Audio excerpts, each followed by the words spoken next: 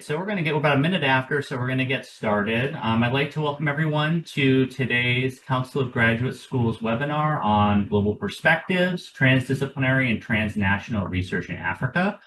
This is part of our Global Perspectives webinar series, and it's connected to our work on the CGS Global Summit, which you'll be learning about shortly. Before we get started with today's presentations, I'd like to just quickly run through a few meeting logistics for today. A quick reminder that the presentations, as well as the discussion, are being recorded and will be shared with all registrants after the event, as well as posted on the CGS website. Folks can ask questions throughout the event by using the Q&A panel in your Zoom toolbar. But we will only be answering audience questions at the end of the presentations during the audience Q&A session. Please feel free during the event to use the chat to share links, ask questions, or continue discussion. But we will be only using the Q&A questions as part of the audience Q&A session. So if you want to have your question answered as part of the panel, please do make sure to submit that in the Q&A part of your Zoom toolbar. Just a brief overview of what today's meeting is going to look like. So this meeting is scheduled for an hour and a half. We'll begin with a welcome and overview of the 2024 Global Summit. That will be, presentations will be made by me as well as CGS Dean in Residence Janet Rutledge. And we'll also be talking a little bit about the 2025 Global Summit in Quebec City, Canada. That will be followed by a brief presentation from our colleague Shireen Motala, University of Johannesburg. Who will then transition us into our three primary presentations for today about transdisciplinary and transnational research in Africa. The first of those presentations will be from eminent Tadisi Wolde-Georgis, who's a professor and director at the Al Mazrui Center for Higher Education Studies at the University of Johannesburg in South Africa. His presentation will be followed by Riyad Abdel Fattah, professor at SUPCOM, the École Supérieure des Communications de Tunis, and chair of the Joint Urban Remote Sensing Event, JURS 2025, also attended the 2024 Global Summit. He's joining us from Tunisia. And then the third presentation will be from Raymond Edzia. He is the Associate Professor of Theoretical and Experimental Condensed Matter Physics at the University of Cape Coast in Ghana. And following those presentations, we'll have a panel discussion moderated by CGS Dean in Residence Janet Rutledge, and then there'll be time for audience Q&A. So with that, we've got a full slate. I'd like to turn the presentation over to CGS Dean in Residence, Janet Rutledge, for a formal welcome. Janet, the floor is yours. Thank you, Matt. And we're excited that all of you are here today. This is, as Matt said, part of an ongoing series where we want to be able to give presentations showing the vast network that the Council of Graduate Schools has from around the world. If you go to the next slide, Matt, for those of you who are not familiar with the Council of Graduate Schools, we have about 450 members across the US and Canada, and we have about 25 international members. 67% of our campuses are public and the rest are private. And as you can see from the Carnegie classifications, we have all of the universities that are Research 1 categorized by the Carnegie classification system are members of CGS, and most of those that are in the Research 2 and 3 categories, as well as many master's institutions, and others include different types of institutions and are international members. CGS represents almost all of the universities that produce PhDs and master's students in the country, and so we are really the voice of graduate education in North America. Next slide, please. We talked about having international members. And this is a photo from one of the global summits that was in Cairo, Egypt, and we have that wonderful background there. We have international membership that allows universities. So we are based on universities, institutional members. We don't have individual people as members, but we have universities as members. And so we have a category of international membership so that the postgraduate community from universities around the world can participate in the discussions that we have. As members, you have access to data and insights that CGS has on its website, reduced rates for the strategic consultations that we have that help you get peer input on all kinds of issues that you may be facing in your operations of your graduate programs. Access to webinars and the recordings that of the webinars if you're not able to attend or if you want to go back and refresh something, discounted rates to attend the meetings, and an invitation to attend the annual Strategic Leaders Global Summit on Graduate Education and Matt will be talking more about that later. There are office hours where international members can talk with each other and talk with people, with the president of the Council of Graduate Schools about any issues that may be coming up. And so, I guess in summary, it's a great opportunity for peer-to-peer discussions and support for the postgraduate community. Next slide, please.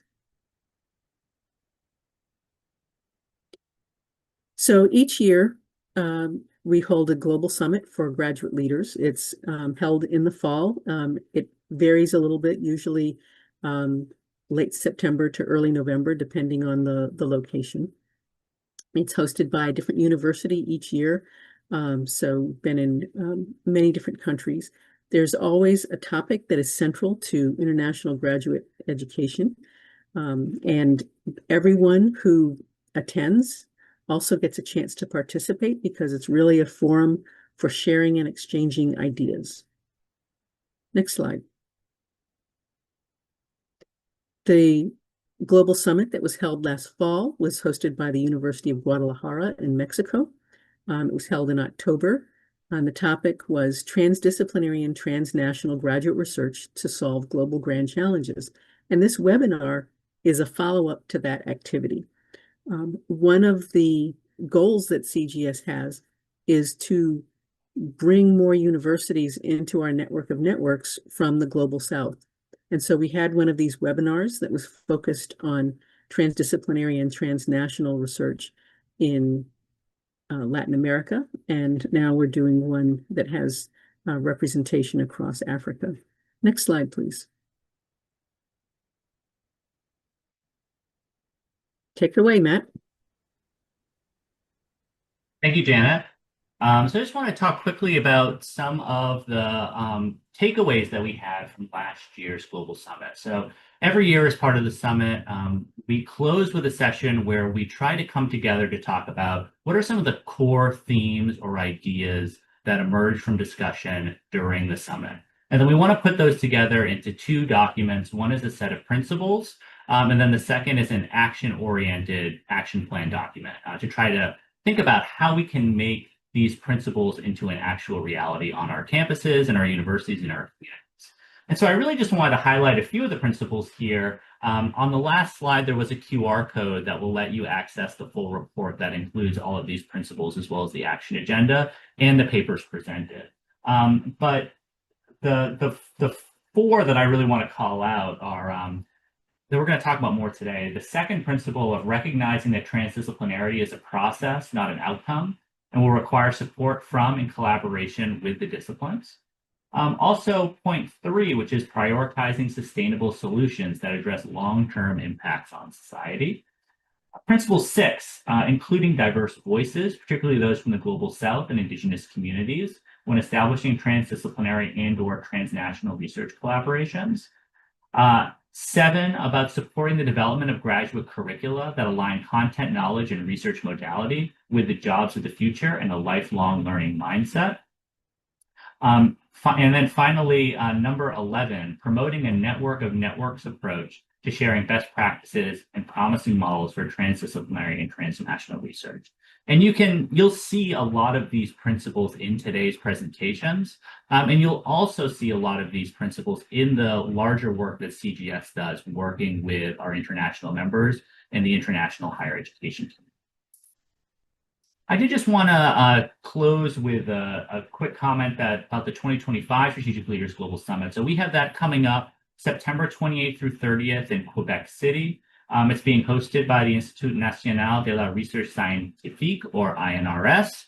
And we're going to be talking at that summit about artificial intelligence and emerging technologies to support student success, which we know is a topic that many of our institutions around the world are really interested in and in some cases concerned about. So we're looking forward to a really fruitful discussion in Quebec City. And we hope that some of the discussions that we have today will help us get thinking about ways that we can integrate in the findings from last year's summit into this upcoming summit in September. So with that, I'm going to turn the presentation over to Shireen Motala from the University of Johannesburg. Shireen, welcome.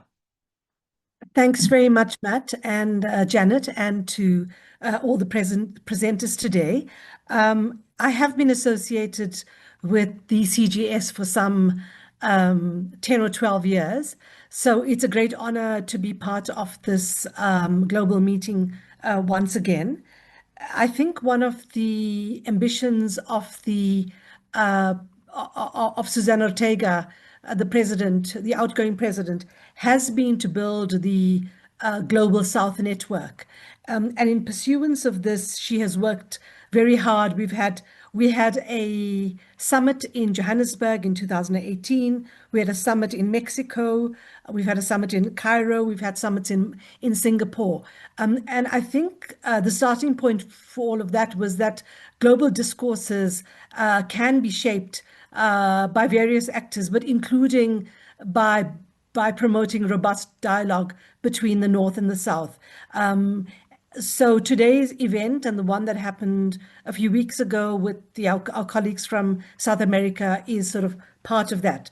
So, you know, I was at the 2024 summit, and some of the big things that came out for me was just that we are in a period of great global turmoil and challenge, and we do need new paradigms and ways of thinking in ways that transcend these north-south boundaries, ways that, you know, that don't constrain thinking, particularly in terms of, you know, how national boundaries can separate scholars, and we see a lot of that at the moment.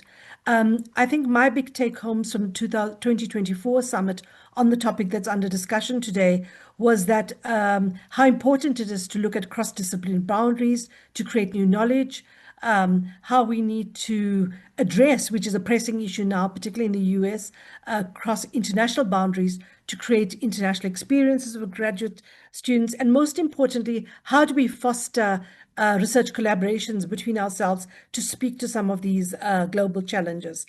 As Matt has outlined in the statement that emerged from the 2024 summit, that there's really an urgent need for us to put our heads together to arrive at some holistic, comprehensive solutions, particularly with some of the big issues that we face at the moment, like economic inequality, climate change, migrancy, amongst a host of others.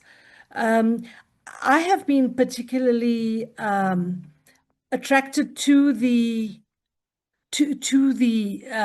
CGS because it provides a forum for discussion on graduate education. And in South Africa, we have some fora, but not many that address this.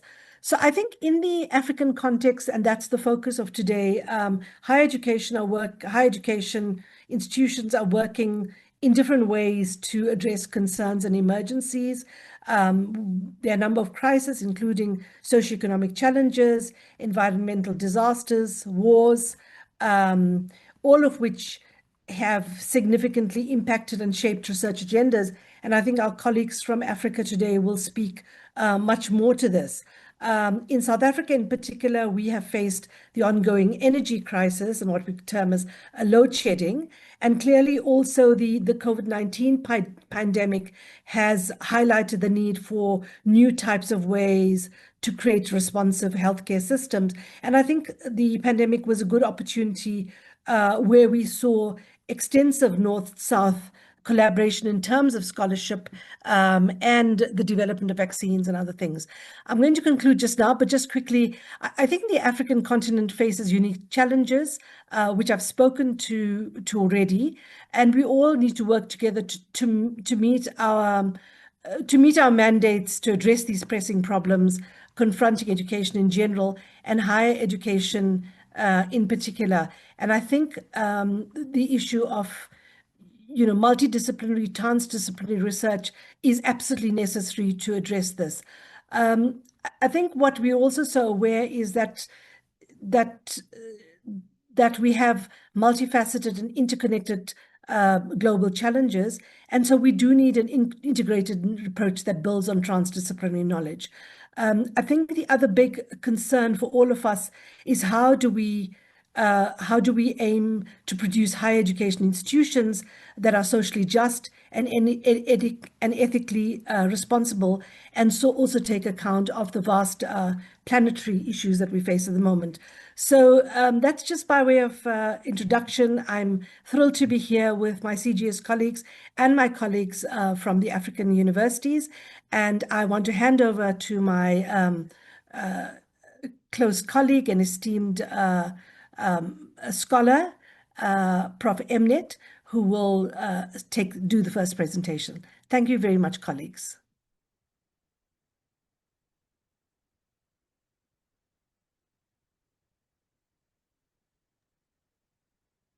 I'm not sure if you see my screen now.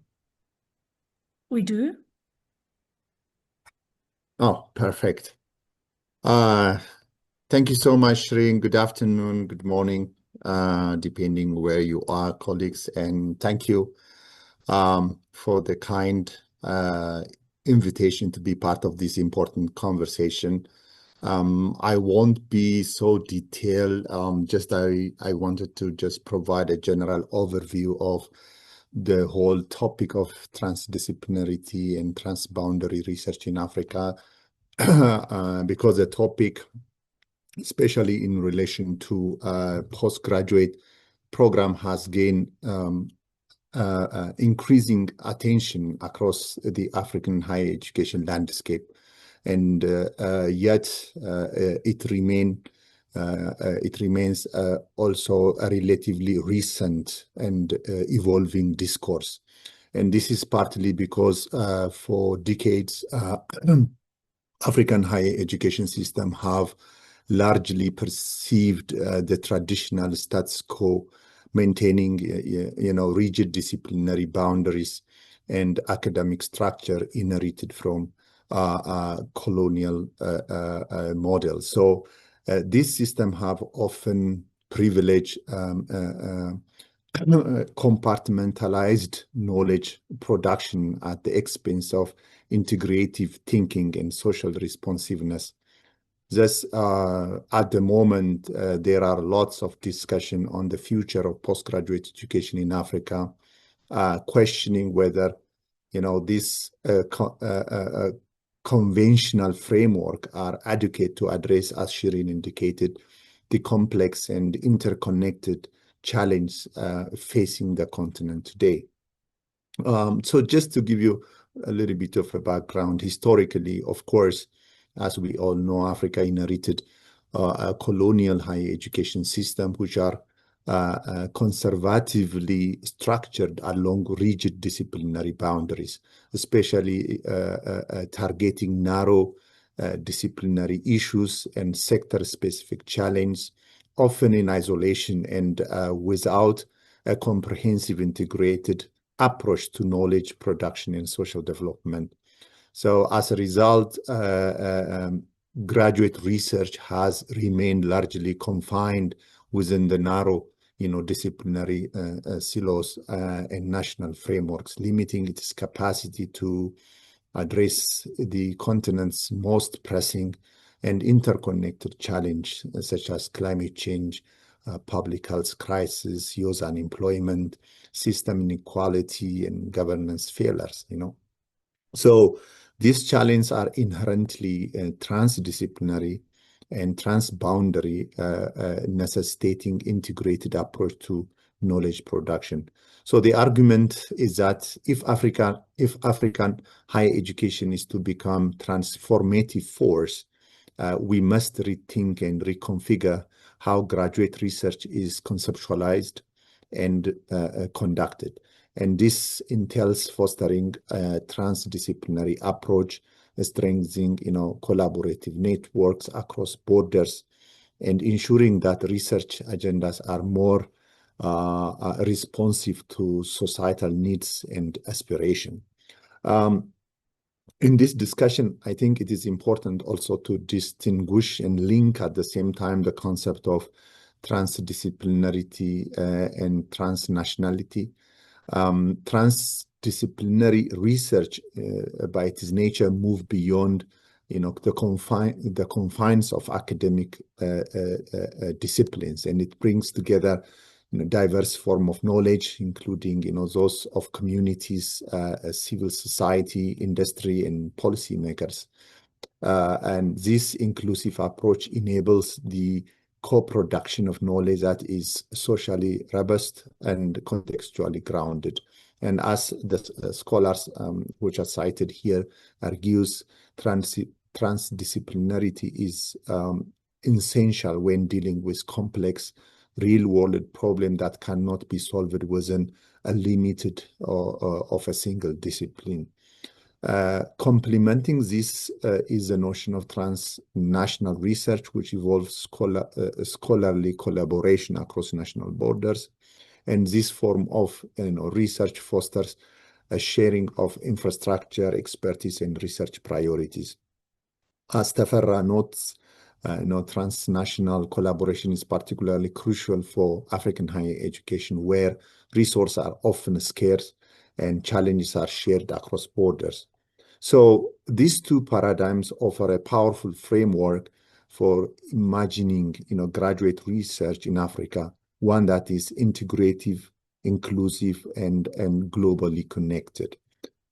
Since 1990s, postgraduate education in Africa has experienced a significant growth, both in enrollment and institutional diversification. This expansion is well documented by, the World Bank data set and other researchers. However, the rapid growth has not been matched by improvement in research quality, or coherence, or societal relevance. And this is largely due to enduring structural constraints that continue to shape the postgraduate research landscape in the continent. And this includes the fragmentation of research systems, rigid disciplinary boundaries, and a weak orientation towards, pressing social needs. And moreover, much of the research still remains narrowly theoretical and technical, with limited cross-departmental collaboration and inadequate integration of indigenous knowledge or community voices. As a result, many postgraduate programs are still not equipped, or they are not really equipping students with transversal skills needed to navigate complex and real-world problems. So addressing these constraints is essential if graduate research is to contribute meaningfully to Africans' development in knowledge sovereignty. Despite the persistent structural barriers in postgraduate education, there is also growing momentum across the continent to adopt more transdisciplinary and transnational approach to research training. And these efforts are also closely aligned with broader continental development agendas such as the African Union Agenda 2063 and the United Nations Development Goal, both of which emphasize integrated knowledge system and collaborative solutions to address, Africa's development challenge. And several initiatives exemplify this shift. For instance, as you can see on the slide, the African Economic Research Consortium collaborative PhD program, the Consortium for Advanced Research Training in Africa, the Partnership for African Next Generation of Academics, all promote cross-institutional, interdisciplinary, and often cross-border collaborations. And similarly, the African Research Universities Alliance, the West African Network, the Pan-African University Network, all of them aim to, consolidate research capacity and foster academic integration across the continent. And these platforms present important step towards reconfiguring African graduate research ecosystems to, to become more collaborative or socially responsive and future-oriented also. Along this line, of course, international partnerships have also played a very important role in supporting, transdisciplinary and transnational graduate research across Africa, and funding agencies and scholarship programs from the global north have significantly contributed to expanding doctoral training opportunities, especially through collaborative frameworks. And this include programs such as the Australian Partnership Program, the Danish and Swedish International Development Agency Scholarship, the NIFIC Fellowship, which is terminated now, but it used to be one of the leading, supporter of these transdisciplinary PhD programs, for example, and the UK's Commonwealth Scholarship Schemes, and other also, such as the Canadian SIDA Francophone Scholarship Programs, the New Zealand's Commonwealth Scholarship, DAD. All of them have not only, facilitated in mobility, but have also fostered long-term academic cooperation and capacity building. And such partnership remain, there are a lot of controversies and there are critics of this program, but they remain crucial in enabling African, research to engage in global network and strengthen institutional capacity to deliver, postgraduate training that is both locally grounded and globally engaged. In conclusion, I think the urgent and complex challenges confronting the African continent have laid bare the limitation of conventional disciplinary bounded and nationally confined postgraduate research model. So this is not going to work in the future. Traditional systems have tended to privilege narrowly defined academic approach, often at the expense of indigenous knowledge, trans-contextual engagement, and broader social relevance. Yet, across the continent, as I have said before, there is an encouraging shift, emerging transdisciplinary and transnational research initiatives, fostering integrative thinking, strengthening institutional capacities, and opening new avenues for collaborative knowledge production. To move forward, African higher education must, embed transdisciplinary approach into policy frameworks, promote interdisciplinary curricula, and ensure that doctoral training is inclusive, equitable, and socially responsive. Only then can postgraduate education serve as a catalyst for inclusive development and knowledge co-production across Africa and beyond. Thank you so much. Hello, could you listen to me? Yes, we can hear you. Okay, thank you. Thank you, Matt. I'm Riyad Abdel Fattah. I'm professor at the Higher School of Communication of Tunis at the University of Qatar. First of all, I would like to thank CGS for this opportunity to take part with you at this meeting. My first participation at the Global Summit was in 2018. the one organized in South Africa and co-chaired by Shireen. We get many support from Susanna Ortega that I thank very much for his support for South University and particularly for Tunisia. We got the possibility to participate at that global summit as well as the very amazing and interesting global summit last year in Guadalajara that was on transdisciplinarity and transnational research. Also, I would like to extend my gratitude to GRSS, which is the IEEE Geoscience and Urban Sensing Society, for selecting me as the ambassador for to promote the GRSS-led research and education initiative on remote sensing across Africa. Today, in my presentation, I will launch a case analysis focused on a major challenge facing Africa, and particularly North Africa, which is agriculture and the related agricultural mapping and the related issue with water stress. The goal of this analysis is to propose a concrete ways to improve academic training programs so they better align with the real needs of African society. How we could develop and adapt it. My presentation will try to answer this question, how we could develop an adapted curriculum for a pathway that could take in consideration different challenges and to offer a possibility for the future engineering or masters in order to serve with their competences and with their diploma.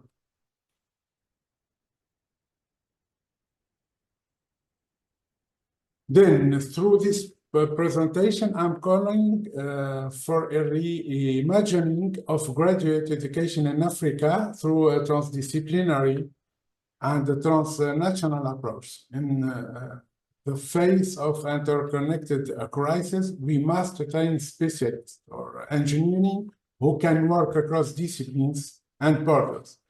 Education must align with the real societal needs, addressing climate change, food and energy and security, and also empowering youth through inclusive future-focused learning.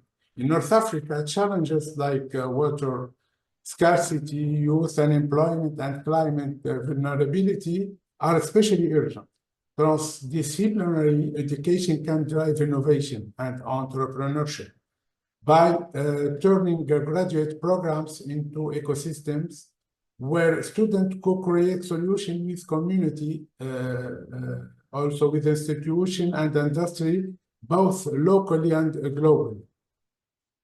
Today, I will share a concrete example that we have already faced at the University of Carthage. It is the development of it is a trial for a development of a joint program between the University of Carthage and the INRS Quebec. As Matt said, the INRS Quebec will organize this year the global summit aimed at the joint deployment have aimed at innovating academic offering in the context of sustainable development. In 2018, during my tenure as vice president at the University of Carthage, we initiated efforts to establish a double degree program with INRS Quebec, especially with the prestigious Eau, Terre et Environnement Research Center. It's very famous and with international experts, very good experts in the field. And we looked at the University of Carthage to share a program with two institutions. They are very prestigious, and INAC, which is the Agronomic Institute at the University of Carthage, which is considered as the oldest agricultural engineering school in Africa. Moreover, with the institute, my Institute of Telecommunications, SUTCOM, it's an Institute for Information Technology and Communication, one of the top ranked engineering school in ICT in North Africa. Then we looked to develop a joint program with the NRS Quebec with, as you can see, and as it was mentioned in the title of this presentation, considering ICT as well as application or ICT applied to agriculture in order to serve our community. How we can serve our community through our programs, through the diploma we are training.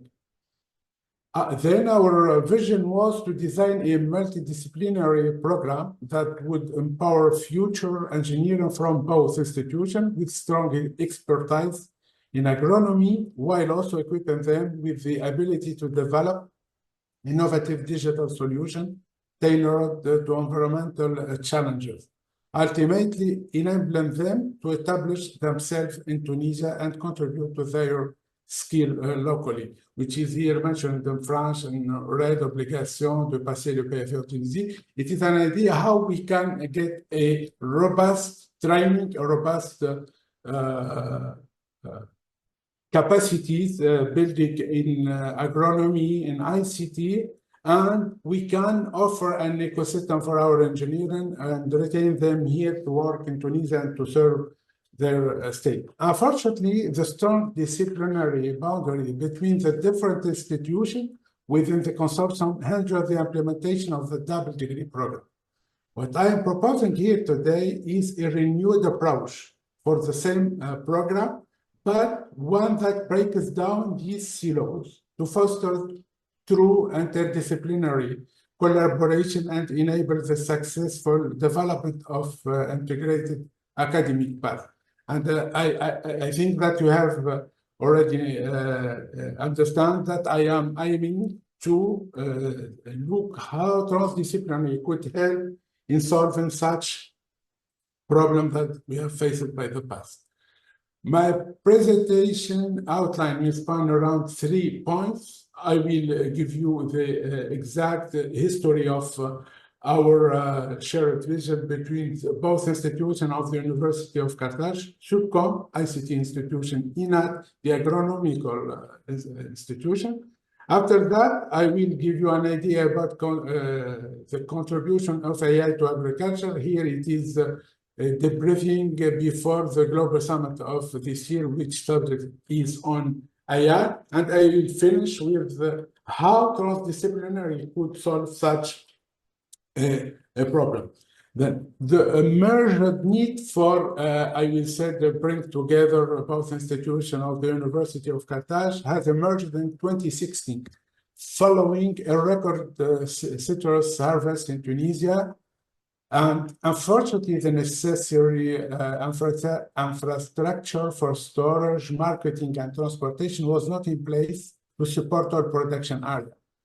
To better anticipate in the future such situation, we envisioned a harvest prediction application to support earlier planning and resource allocation. Thus, collaboration between two institutions of the University of Carthage began through academic context, which is an engineering project for students, where we aim to develop an application, IoT, Internet of Things, based automation for managing citrus crop yields. It is an application where the agriculture or the farmer has to go through all the trees, take photo, and from this photo we will collect information. We make some applications such as dashboard in order to make prediction, to make the following of the continuing evolution of the evolution of the growing of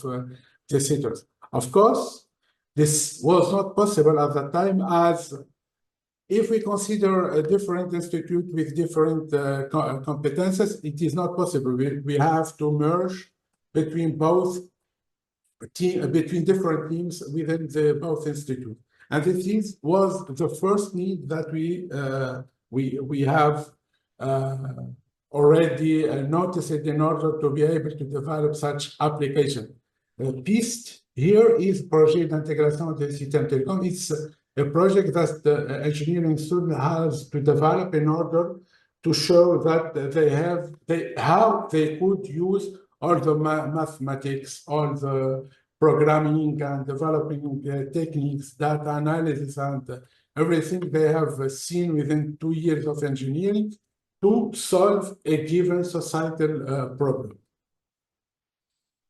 Here, I will not take more time. It's just to show you that the interesting and the amazing project for the student, because he is proposing real problematic for their different courses. Here, for example, they have to look for shape of the fruits, depends on the different varieties of the different orange trees, navel, maltese, etc.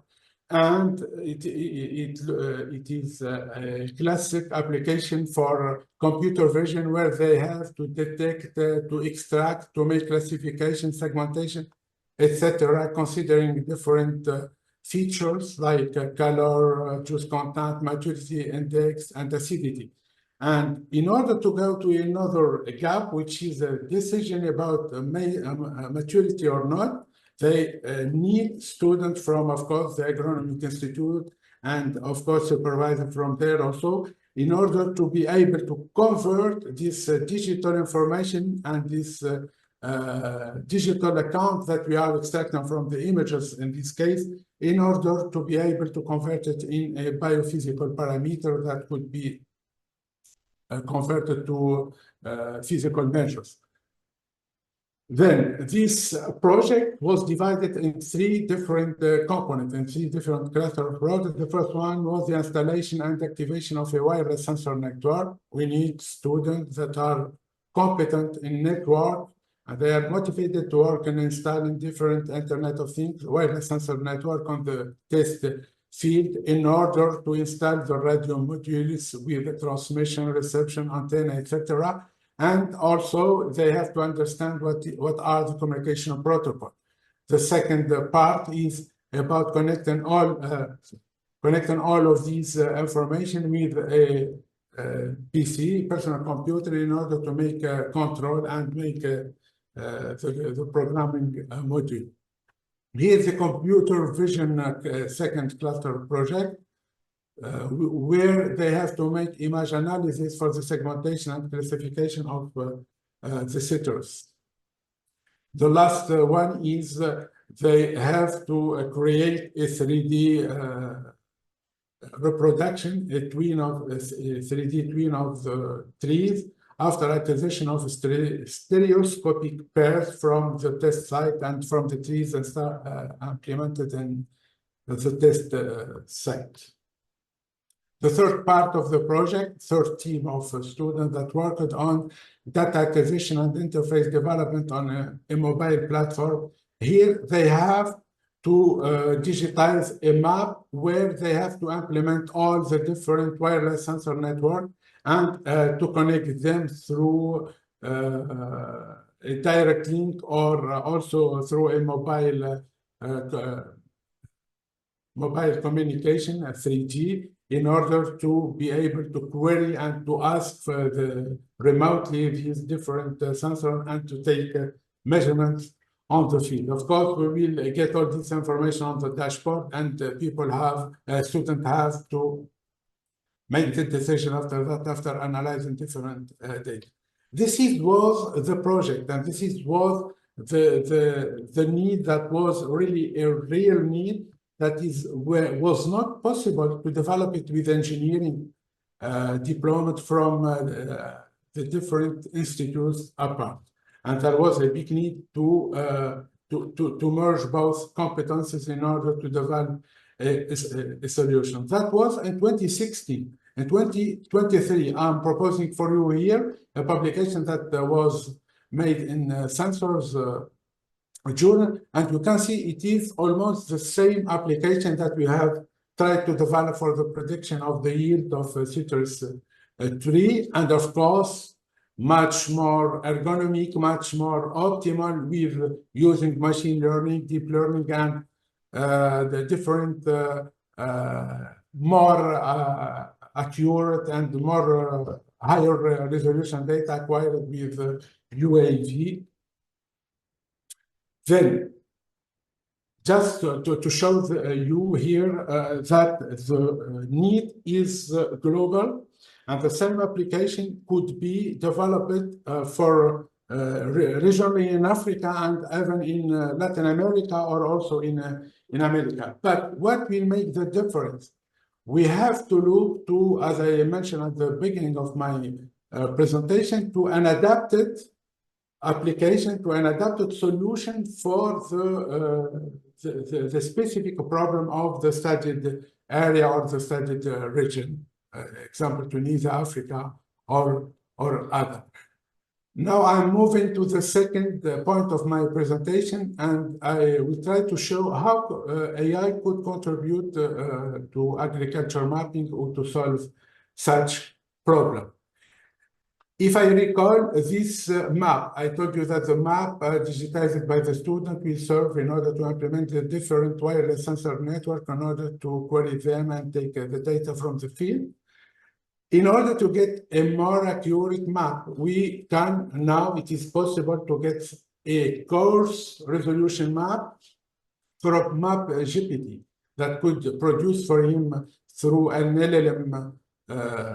We ask him to give us the distribution of the citrus tree and the test site area. This was in Gabon, the northeast of Tunisia. He will give you a coarse resolution map, but if you have already some other data, he can update the result with the data you have already. Sorry, then it is possible to get a more accurate and geolocated area with the different data you have already and with the coarse map of Map GPT. Second thing, if we look to make a precision agriculture, we need much more data. UAV acquisition is very important, of course, but here implementing the different indexes in order to make following the phenology and to make the following of evaluate citrus variety and root stocks, or to develop maps of health status of individual trees. This was not done in the application we have already launched in 2016. And of course, getting more accurate categorized trees based on the size of these their canopy. Then you can see, as I told you, that it is an example. I took the example, but we can generalize this for different kind of challenges, for grand challenges. I took the challenge that is more needed for and more asked for solution in our country, which is agriculture and water stress. A third part, it could be also the contribution of AI in agriculture, soil analysis and fertilizer optimization through a deep learning algorithm that could optimize the use of fertilizer, and we will not, you can have an idea about the impact of fertilizer that is used globally in blood. It gives a lot of damage for the ground. Now, how transdisciplinary could solve such a problem? I told you that when we look to develop the double degree diploma, we have not succeeded to do this. And the problem was I said the strong disciplinary boundary between the different institutions. How these problems could be solved, or I can say a proposal for an idea to solve such a problem. As the problem is specific, there is a specificity for different problem, grand challenges or other. We have to define from the beginning, from the design phase of the solution, we have to involve different stakeholders, not only the academic stakeholder. We have also to look for people from other civil society organizations, business, government, and various scales. This is very important when you are involving non-academic stakeholders in transdisciplinary research and training pathway. you are defining your need. You are answering exactly what you are needing. Of course, this will consequently will have an impact on the curriculum for what you need exactly to develop such a curriculum in order to ensure that the output, the engineer or the specialist you are, or the master you are training, get the needed competences. Here, I try to show you an experience that was published in Agriculture 2024 on how to develop for agriculture, smart agriculture mapping, how we can develop a curriculum based on what is published in different research databases, which are Web of Science, Scopus, and etc. Why? Because the research of today will be the study and the training, will form the study and the training of tomorrow. And for that, we have to look for the publication in order to extract what is important and what could be pertinent in order to look for our student and to involve it in the pathway of the training. First of all, we have to identify the challenges and define the objective for the specificity. After that, after including and involving the stakeholder for the design phase, we will look to develop a modular and transdisciplinary content. And this content will be possible to develop through the study. You can see here this study which explores the structure and content of artificial intelligence application in agriculture mapping. It also identifies scientific production, influential countries, their scientific collaboration, and trending topics. From I there, apologize for interrupting. If you could wrap up your presentation, it would we would appreciate it. Thank you. have how much time? Well, you're actually a little bit over time, so if you could wrap it Okay, up in a minute, please. Okay, I'm sorry, just to tell you that this approach is very interesting, because the problem that we face when we have tried to mount our joint program with INRS Quebec and with the Agronomic Institute is that each partner have to say that this part is very important for the biophysical parameter, and we have to allocate a number of hours. For ITC also, we said no, deep learning and rental forest, we have to decide about this program, and we have to allocate a number of hours, very important. And in order to solve this, it is possible through such research, through such analysis, we can decide exactly, considering the profile that was already defined with the stakeholders, for the non-academic stakeholders, we can define exactly, considering our need, the number of hours and the number of modules that have to be involved in such curriculum.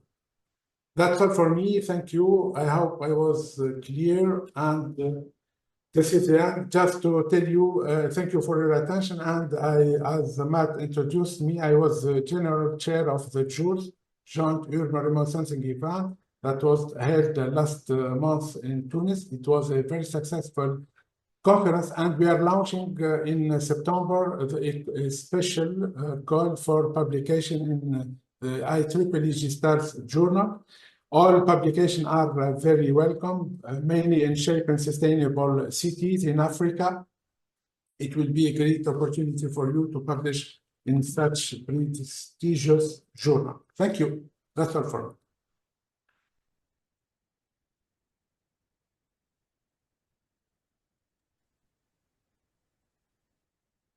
And now Raymond.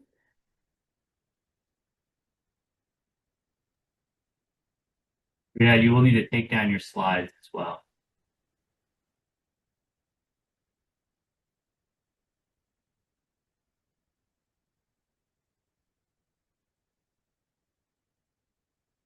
Riyad, can you stop sharing your screen, please?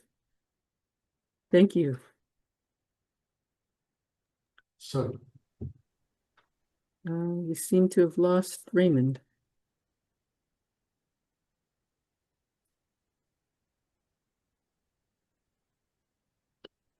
Okay, Matt, maybe you can try to get in touch with Raymond to get him back. He was Yeah.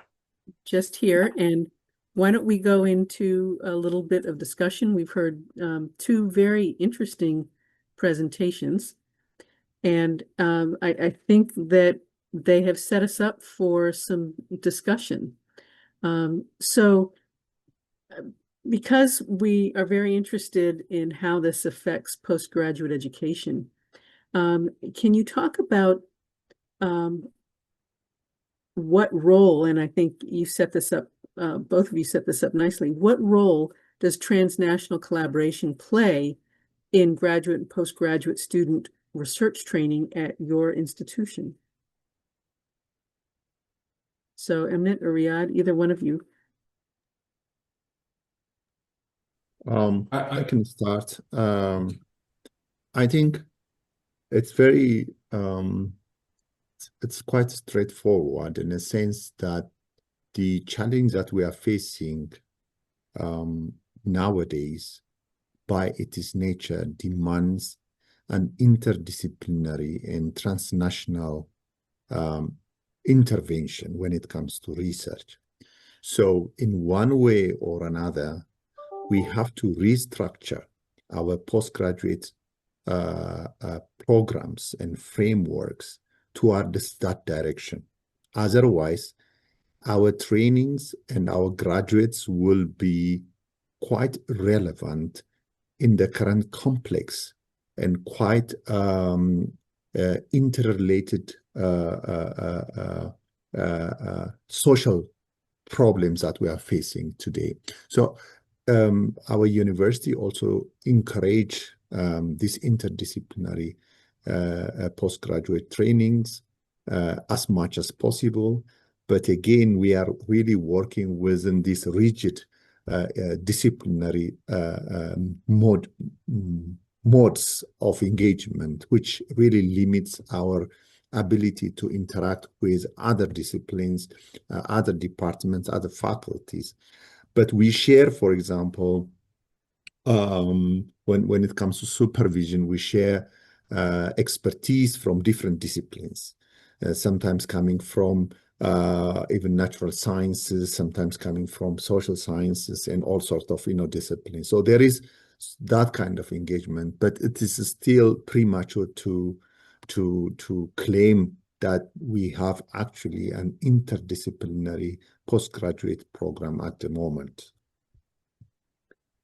So I see that Raymond is back. So Riyadh, I'm going to ask you to hold off on answering, and we'll come back to this question after the next presentation. Okay.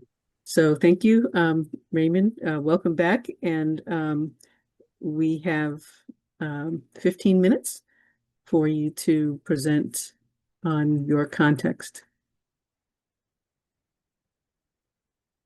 Can you see my screen? Yes, we can see it. Yeah. It's not in presentation mode, so if you switch to presentation mode, it might be easier for people to see. I guess it's okay now. Yes, thank you. Thank you. Yeah, I apologize for my internet connectivity went off and I had to move to a different location. Thank you so much for the opportunity to the presentation. It's a pleasure being part of this big network, and I'm very grateful. So, in order not to waste so much time, because time has already been spent, let me just go straight to my outline. So I'll give a brief introduction, most of which have been dealt with already, so I won't talk much about it.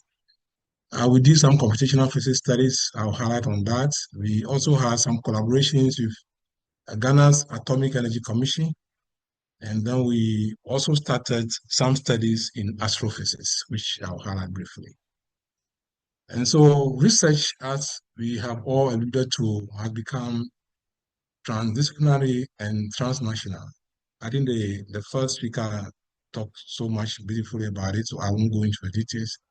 But I think the idea of taking this path was cultivated in me by my research advisor, Professor Anthony Johnson, whose picture I'm showing here.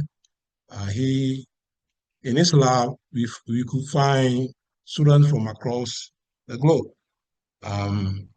some from Africa, Asia, North America, and we work beautifully. At the same time, colleagues from mechanical and engineering, all other departments were there to do their research, and it was beautiful. So when I returned back to Ghana, I decided this is the part I had to go, and it has paid off. So we wanted to establish a computational thinking center, basically for computational physics work. So we didn't have the resources, but we contacted a colleague who is an alumnus of University of Cape Coast and is currently in Barton College, North Carolina, USA. And he decided that we would be willing to help. So we put a proposal together to Carnegie African Diaspora Fellowship Program, and we won the award, and it came down to Ghana, and we established a Center for Computational Thinking, as you can see from here. And we got some grants from the Alumni Association of UCC, University of Cape Coast in the US, and some support internally, and we established a center. And I'm glad to report that with this, we have been able to produce a number of graduates. So we quickly put together a supervision team, including John Dogbe, who is an analytical chemist, currently in the US, a colleague from here who has a background in organic chemistry, and then a solid-state physicist, Mr. Dr. Pike Mensah Amon, and I myself a background in both theoretical and experimental condensed matter physics. And so we produced a couple of graduates. The first one I just submitted his thesis, and it's Moses. He worked on the study of electronic and optical properties of antimony dope, antimony trisulfide dope with group 10 and 12 elements. The details can be provided through the questions. And then we also graduated other students. We have Festus, who is here. He worked on graphene superlattice. The next was Samuel. He also did some work on graphene with a banga, which is a unique material we study. And then Richard also studied bulk and monolayer piezoelectric materials exposed to DC and AC fields. So I must report that these three gentlemen are now at various stages of their PhD studies, and hopefully Festus will be graduating very soon, followed by Sami and Richard. And Ghana has an Atomic Energy Commission with a reactor that is specially made for research. And so what we do mostly neutron activation analysis. But the problem about the reactor is that you can't do cyclic irradiation of your sample. And so it is good for studying the nuclides of short, medium, and long lifetime. So we decided, what do we do? So the commission had this problem, and they had to figure a way out. They approached me, and together with my colleagues, we decided we could take the problem out. So this is an industry problem that we physicists started to solve.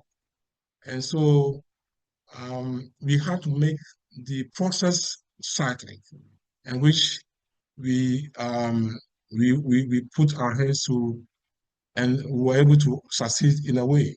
I'm going to report on that quickly. And so this is one of the recommendations of the International Atomic Energy Agency, and then the Ghana's Nuclear Regulatory Authority, which also recommended that the nuclear reactor should be made such that if it's shut down at the close of the day, it can be monitored You for seem to have whatever. lost your audio. We can hear him. You can't hear me? Now we can Yeah. hear you again. Yeah. Okay. Yes. So thank you. And so we took up that problem, and then quickly we enroll one worker of the company at the University of Cape Coast to undertake a PhD study in that, and we did a project, and we successfully accomplished the task. Now you can irradiate the samples through a cyclic process. You don't have to do one shot and go back and do another shot. You can put a sample into the reactor, and then the sample can be irradiated a couple of times, and then it comes out, and you can have the information you need. But this, I must add that I worked together with the then director of the Ghana Atomic Energy Commission, Professor BJB Nyako. Now, this was our student who is idiot. He has now obtained his PhD and is a senior staff of the commission. The second problem was how to monitor the reactor real time. And we also, as we did in the first case, we put one of the workers of the company on a PhD program here at University of Cape Coast, and we studied the problem, and we have formulated the plans as to how to do. So we use a PLC, programmable logic controllers, and then human machine learning, machine interface was employed.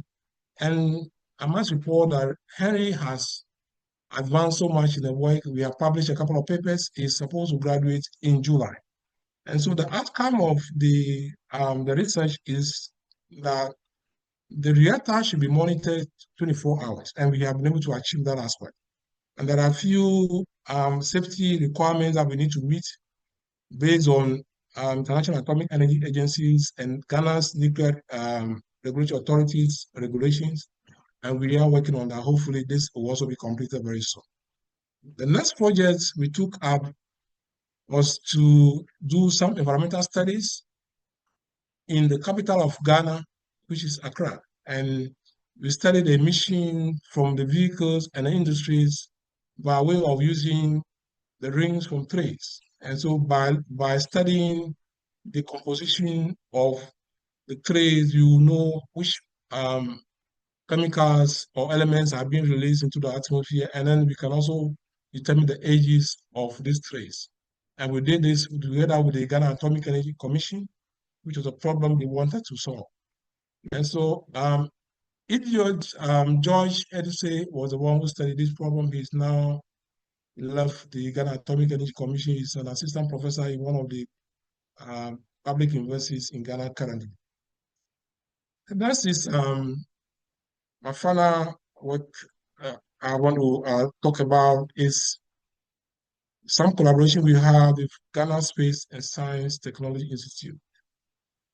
Ghana has a space science center, and we have radio telescopes. And the goal of the country is to go into radio astronomy. But we don't have the manpower on the ground. So the question is, how do we do this? So we established some sort of collaboration with the Ghana Space Science and Technology Institute. They contacted us, and then we signed an MOU. And based on this MOU, we were able to have a link with a group in University of Leeds in the UK. They have a grant which is titled Development in Africa with Radio Astronomy, and it's actually being given by the Science and Technology Facilities Council of the UK. And so we approached them, and they agreed to help us. And so we tapped into the experts of some astrophysicists in the UK, and we quickly formed a research team. And based on that, we were donated we had a donation of 2 telescopes for the department to use to undertake the study. And so this is one of the telescopes being mounted, and then we had another one that followed later on. Now, with the assistance of the colleagues from the UK, that is the University of Leeds, we were also able to introduce Astronomy 101 as a course in the department currently, which is a liberal course, just to motivate the students who want to go into the graduate work in astronomy. And so to do graduate work in UC, we have also formed a research team. The team comprises of Melvin, who is from the University of Leeds, and as I mentioned, the PI of the DARA program grant. Then Julian, also University of Leeds. Then Proven, Emmanuel Proven, who is the technical chief and the Ghana Space Science and Technology Institute, and then myself here, University of Cape Coast. So for the PhD research work, this is a team we form. These two guys, Melvin and Julian, are experts in astrophysics. Some of us are coming with our background in condensed matter physics. And so together we form a solid team. And I must report that we also have another team that is also looking at the MPhil work. That is the work you can do before you transition into the PhD program. And that team comprises of another guy from Nigeria. So you can see that we have moved from Ghana to Nigeria. This guy, Evaristos, is also an expert who was trained in the UK and is back in Nigeria. So we wanted to tap his expertise. And so we have formed that collaboration with him, and he visits Ghana most of the time. So in this team is Evaristos, Proven, and then two other colleagues from University of Cape Coast, Francis and Patrick, together with Evaristos and myself. We have also formed the MPhil team, which is just equivalent to your MSc in the US. And so we have two postgraduate students currently.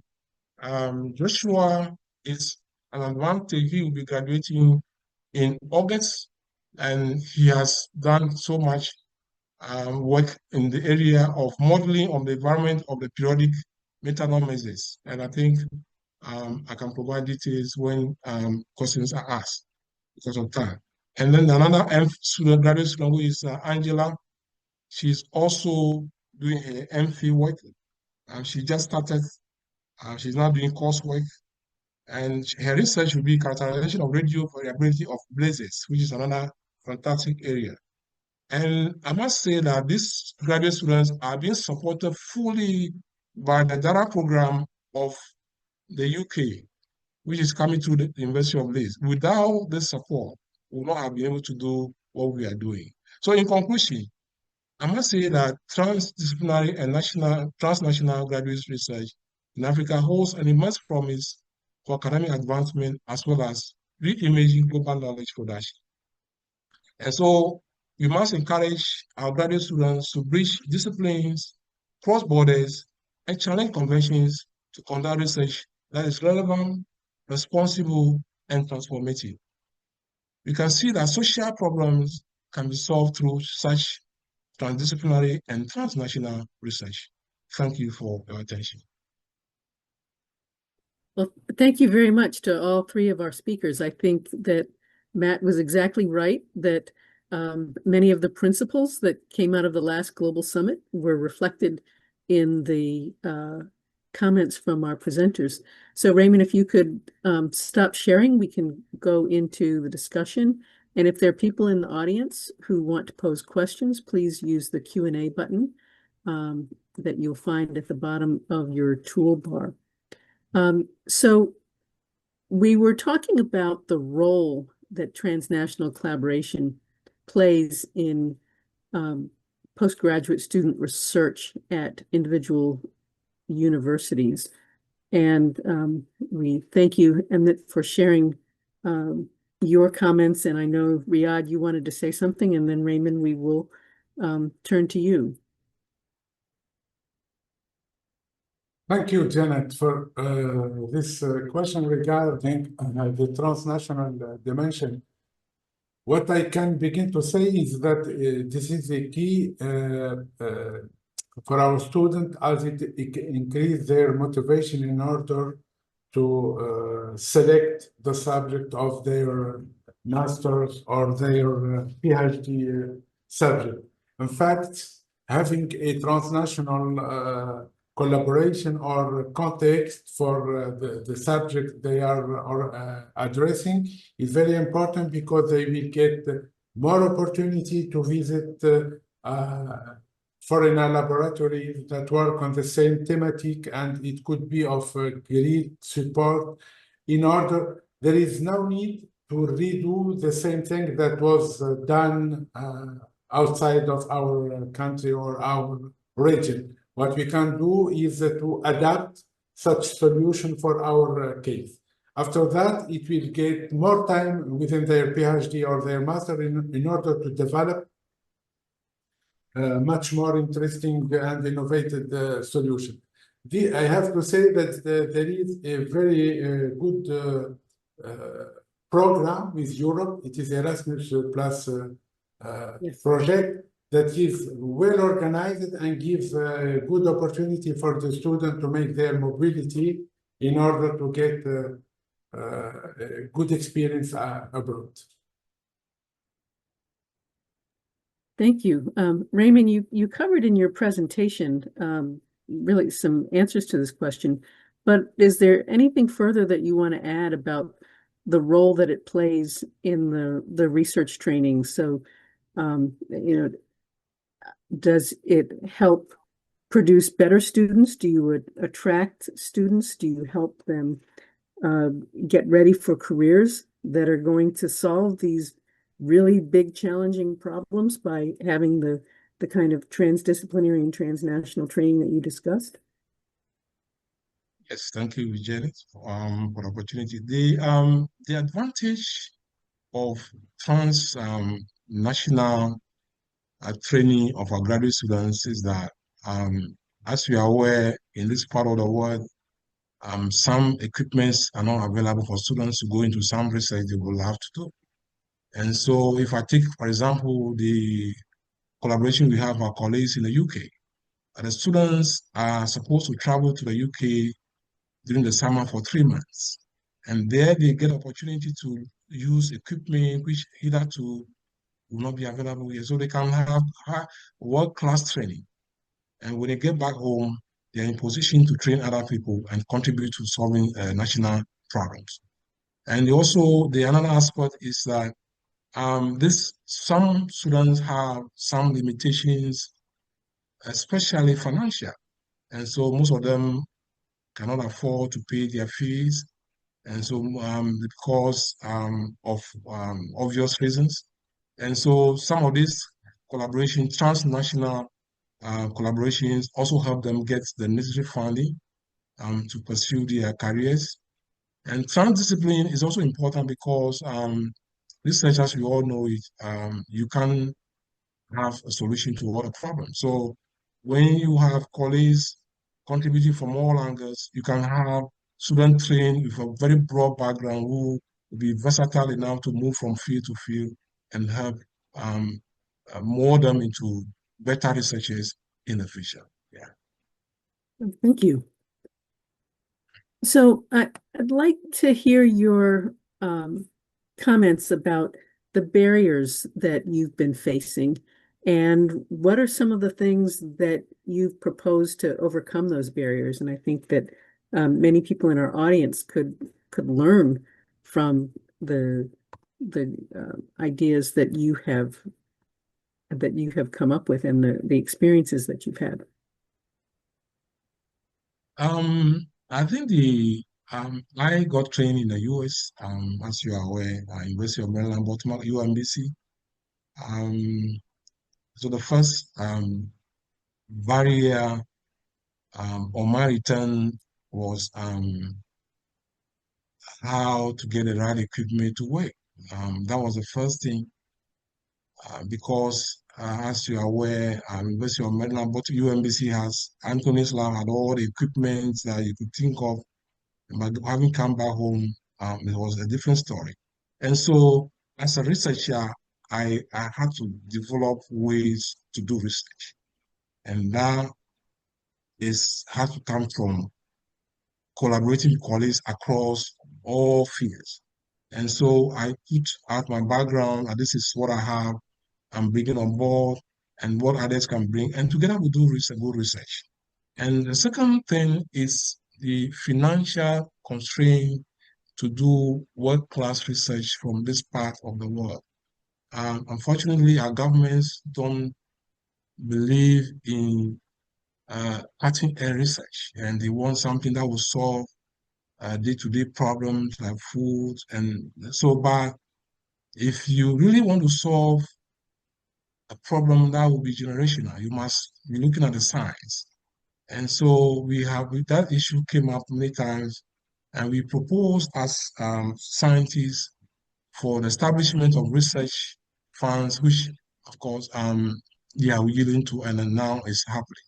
And so there's another issue is getting the students, because physics as it is in my field, once we train them and we let them out, most of them don't come back. Just because, especially the female, you could see that most of the presentation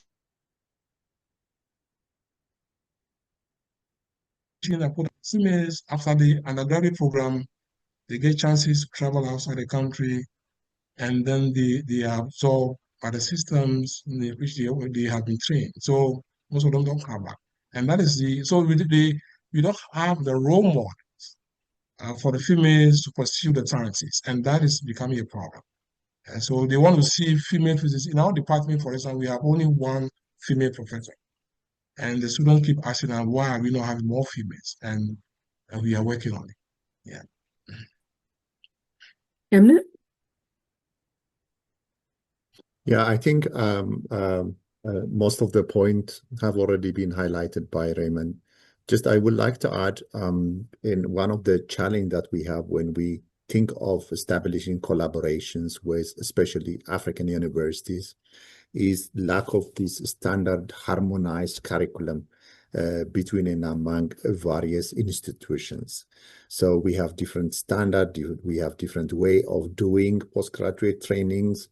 So to create that harmony in terms of programs and curriculum, and have common standards of supervision and qualification approval, all those things has always been a challenge. And then the other thing is most African universities have a lot of cooperation mostly with European institutions, and of course some US also institutions, but we do not have a lot of cooperation among ourselves. And that's really a huge challenge. If you do a simple census, most African universities have a lot of projects that embedded within this notion of transnational and interdisciplinary programs, but we rarely collaborate among ourselves. And this is partly because we don't have a well-structured, harmonized postgraduate training framework that actually allow us to collaborate. Even to travel within Africa is more difficult than to travel to Europe. If I wanted to travel to Morocco now, it's twice expensive than to travel to, let's say, Germany, for example. So there is a lot of structural issues. And then the other challenge is that most of these initiatives, as I have tried to outline also in my talk, are funded by institutions and agencies outside of the continent. And these agencies have their own interest and their own way of doing. So we have to really rely to these conditionalities. So we can't really simply play according to our interests. So there are a lot of knowns and there are a lot of issues that we have to deal with when we think about this transnational collaboration and interdisciplinary issues. And as I've said earlier, our disciplines are still very rigid. To come up with an interdisciplinary program is not that easy, especially at postgraduate level with masters and a little bit of PhD. So there are a lot of structural issues. That's what I wanted to say. Thank you. And so we're coming close to the end of our time, but there's one other topic that I wanted to raise. So Riyad, I'm going to turn to you with another question. So given the challenges that they've been raising, one of the things that we want is for transdisciplinary and transnational research to address the challenges that your individual countries face.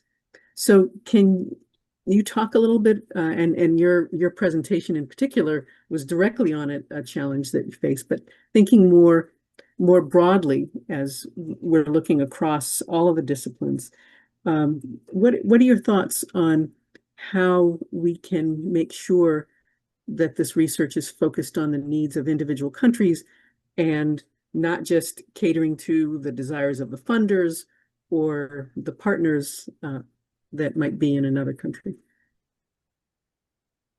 Thank you for the question, Janet.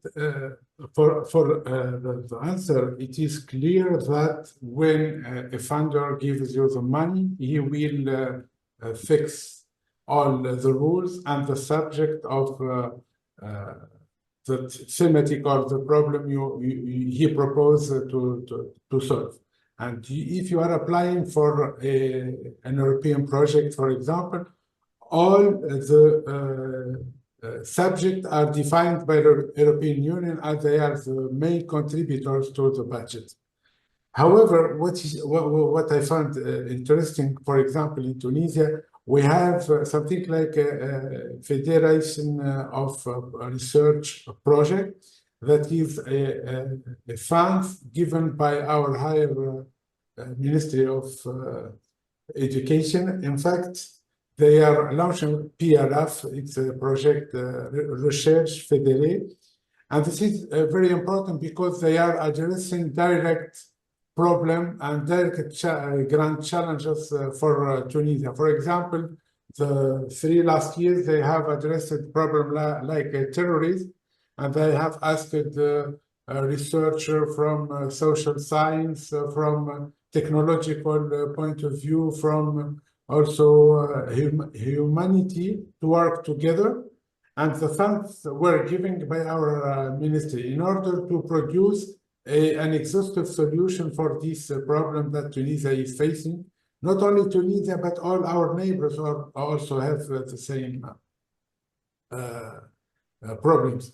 And I can ensure that such formulation of research is very important and very productive, and it could show the importance of what research are doing, and it will put into give the value for the added value of the deliverable that we are developing. Thank you. And unfortunately, we're out of time. Just as we're getting into the heart of our discussion, I want to thank our 3 panelists very much for sharing the work that you're doing and your ideas on how we can do this more broadly. Shireen, I want to thank you for your leadership and your continued passion in keeping this collaborative work going. And so with that, I'm going to turn it back over to Matt to close us out. Hey, Janet, and of course, thank you for your moderation and welcome today. And thank you to the audience for joining us for today's webinar. As we close out, I just want to remind folks that there is still room, the CGS Summer Workshop, which is happening from July 12th through 16th in Portland, Oregon. It's a great opportunity, again, to do some of this networking and collaborating with folks from across the world. And it's there's also an optional New Dean's Institute at the beginning, which can be a really great way for getting started in your position to learn more about the dean role and some of the core issues and core responsibilities that graduates have. So you can register today at that URL below. So again, thanks so much to all of our presenters, to the audience, to Janet for her moderation, and we look forward to seeing you all at the next CGS webinar. Thank you.